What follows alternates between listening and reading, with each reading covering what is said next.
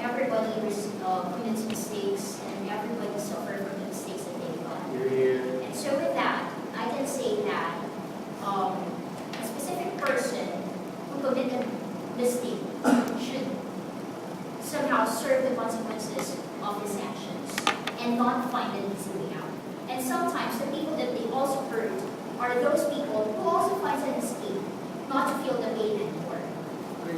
Right? So in both sides of the aggrieved party and those who took advantage, both are hurting and both would somehow just find an scapegoat for everything. Just take the easy way out. Right? Now, this house, our house, do not believe that those people sentenced to life imprisonment should not be allowed to choose death penalty, because death penalty should not be an option for them. Why? Because I would like to discuss the values that we would like to incorporate in this specific debate. First is the responsibility of the government. Second will be the importance of the informed choice. Third will be the values of repentance. And the fourth will be giving false hopes. So these are the values that we would like to incorporate in this debate, and this will be further explained through our cases. I, as the leader of the opposition, will be discussing two cases. The first one is with regards to... Yes. The first one is with regards to the easy way out for prisoners, and the second will be the The first one is the easy way out for the prisoners, and the second one will be the prisoners are not given the freedom of choice, but instead they are given the choice that is not guided and that is not informed. And my Deputy Prime Minister will be discussing about the justice system being jeopardized. His second case will be, it's just an easy way out for the government. And third will be the false hopes given to the loved ones of those who are convicted. Now let's proceed with my first case. For my first case, I'll be discussing to you the easy way out for prisoners. Easy way out for the prisoners. Well, in my cases, you can see that I'll be rebutting some of the cases that were given, actually all the cases that were given by the Prime Minister. The Prime Minister mentioned earlier that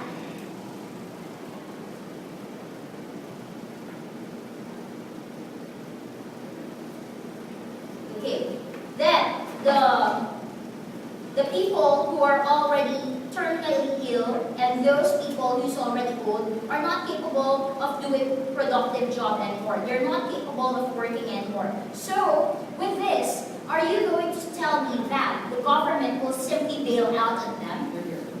The government's not taking responsibility of them anymore because they're just added for the finances of the prison, because there is no space in the prison anymore, and so the government is just going to take away their rights because the government will not serve them anymore. So it's just an easy way out for the government. And this case will be further discussed by my deputy leader of the opposition.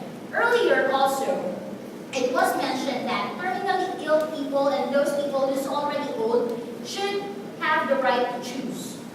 Yes, if they're terminally ill and if they are old enough, do you think that the choice that they will be making will be good for them? I don't think so. What about for the right to choose and the freedom of choice? Now, with regards to this, I'll be discussing my first case because my first case is with regards to the easy way out for the prisoners. My second case will be with regards to the guided and informed choice. So, with regards to the right to choose for freedom, it's just not really the matter of the right to freedom and the right to choose something.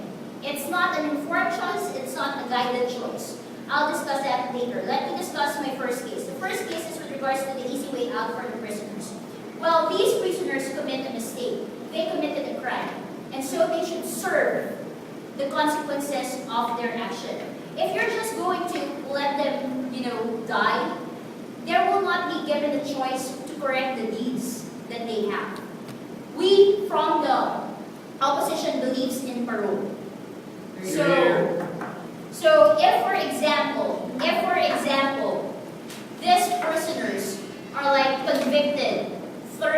years old and now they're like 60 years old, well then that means there is no change with regards to their act. But that is because they have the idea of killing themselves. Meaning, they have the choice to just simply escape, right?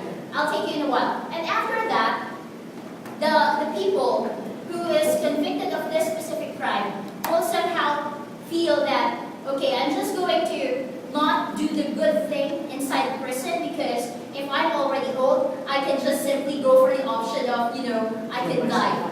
And so I'm not going to serve anymore I'm not going to serve my years imprisonment with the good deeds for the repentance of my sins and for the repentance of my crime. There is no motivation for them to be guided.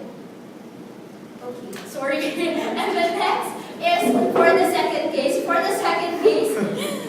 my second case, it's with regards to prisoners are not given the guided and the informed choice. If, for example, these prisoners are given the option to just simply die of a specific,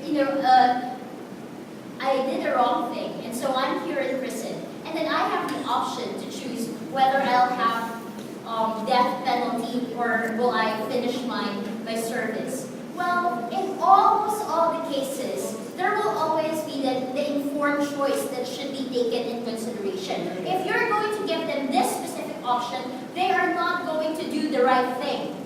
Because what you're giving to them is something that is something that the society should not be accepting. Alright? So that, with the two cases that I mentioned with regards to the choices should be